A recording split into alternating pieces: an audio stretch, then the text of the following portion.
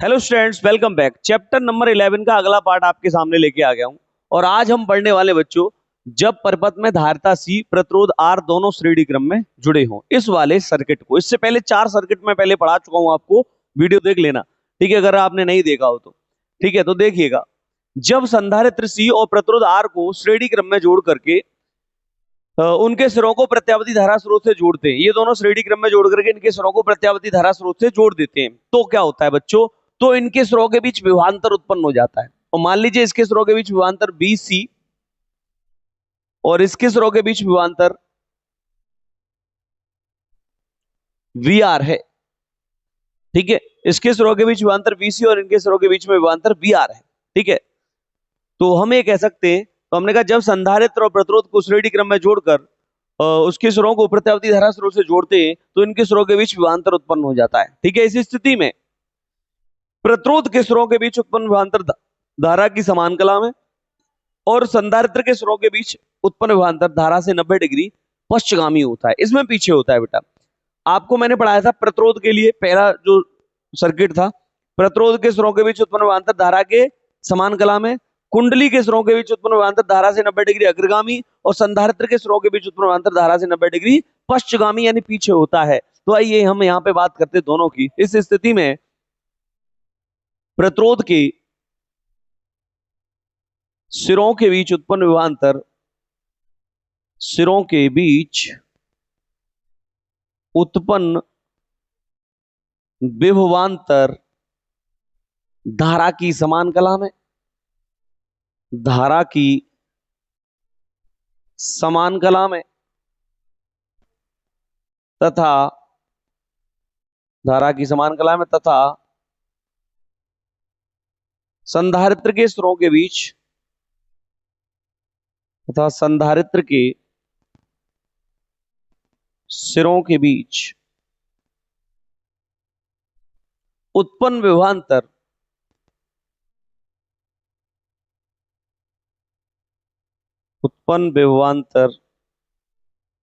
धारा से 90 डिग्री पश्चगामी होता है।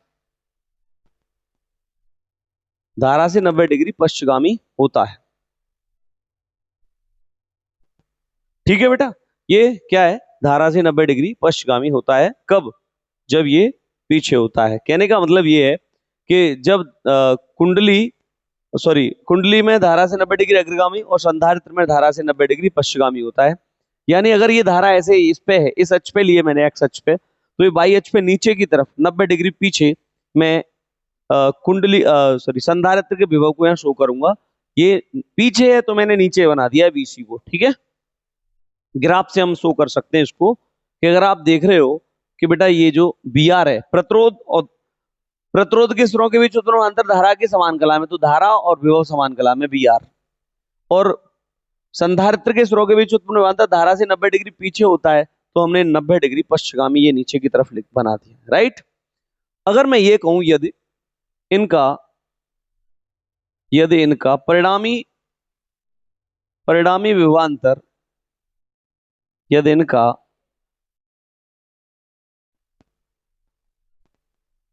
परिणामी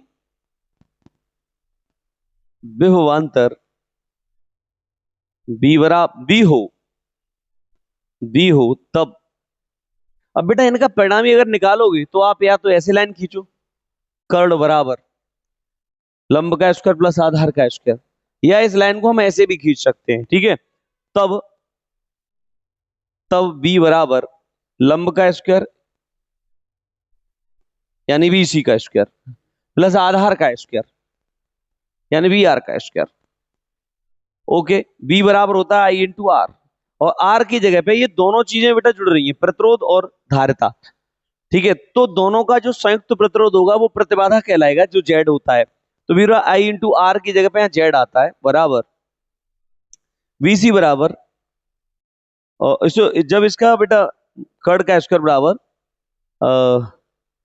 बी स्क्वायर बराबर हो जाएगा B C square plus B R square, तो यहां से जब स्क्वायर हटेगा तो इसके ऊपर लग जाएगा, और बेटा बी सी आई स्क्वायर इंटू बी बराबर आई इंटू आर होता है, तो आई इंटू सी की जगह पे इसके लिए एक्स सी होता है बेटा प्रतिरोध, इसका एक्स सी यानी जिसे कहते हैं धारितीय प्रतिघात।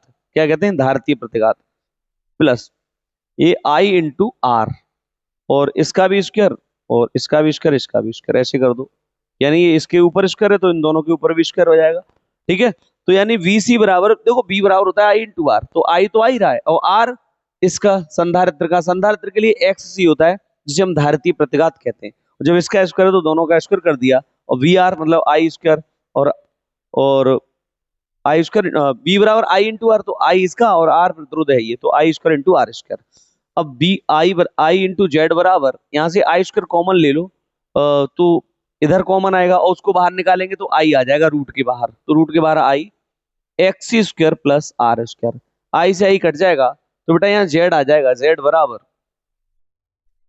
बराबर रूट में एक्स सी का स्क्वायर प्लस आर का स्क्वायर, जेड बराबर X C square plus R square, ये हो जाएगा इसकी प्रतिबाधा। ठीक है, यहां बच्चों हम ये कह सकते हैं कि,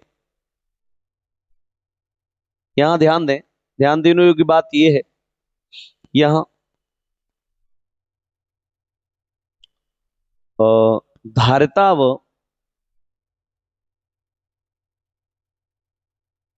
या संधारित्र तथा ओमीय प्रतिरोध, ये ओमीय प्रतिरोध है, ओमीय प्रतिरोध का संयुक्त प्रतिरोध प्रतिबाधा कहलाता है, संयुक्त प्रतिरोध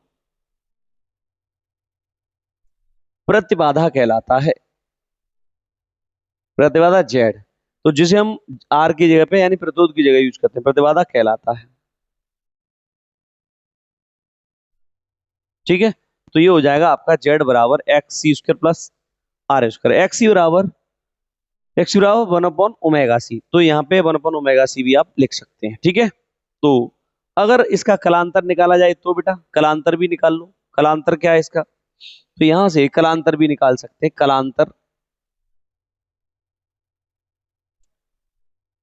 कलांतर होता है टेन फाई, टेन फाई बराबर बेटा टेन फाई, अगर कलांतर निकालें तो कलांतर कैसे निकालेंगे बच्चों, टेन बराबर क्या होता है, लंब बटे आधार, लंब बटे आधार, तो ये वी सी लंब है और आधार क्या है वी आर, तो वी आर ये आधार हो गया, तो बराबर टेन फाई बराबर वी सी बराबर क्या है आई इंटू एक्स सी, और ये आई इंटू आर, आई से आई कट जाएगा, तो टेन फाइव